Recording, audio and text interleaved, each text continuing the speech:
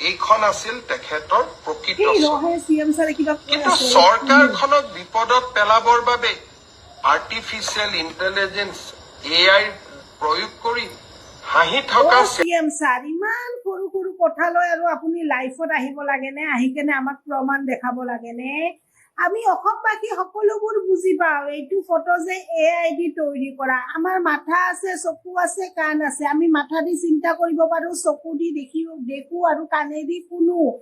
কোনটো এডিট কৰা নহয় আমি এইবোৰ সকলোবোৰ বুজি পাওঁ বুজিছে আপুনি এইবোৰ সৰু সৰু কথা লৈ টাইম লস করা বাদ দিয়ে আমার জুবিন দাক ন্যায় দিয়া চেষ্টা করক অলপ অতি শীঘ্রে কারণ এমাহ পার হয়ে গল আমার অসমবাসীর একোতে ভাল লাগা নাই নে খাই ভাল লাগিছে না কিবা এটা কৰি ভাল লাগিছে জীয়াই আছো মাত্ৰ জীয়াই থাকিব লাগে সেইভাবে জীয়াই আছো লৰা ছোৱালী আছে হাজবেণ্ড আছে পৰিয়াল আছে সিহঁতৰ বাবে জীয়াই আছো কিন্তু মনৰ ভিতৰত কষ্ট আছে জুবিন দাই যোনদিন ন্যায় পাব আমাৰ মনত অলপ হলেও শান্তি লাগিব সেইভাবে আপুনি প্লিজ এই সৰু সৰু কথা বাদ দিয়ক আৰু জুবিন দাক ন্যায় দিয়া ব্যৱস্থা কৰক অতি শীঘ্ৰে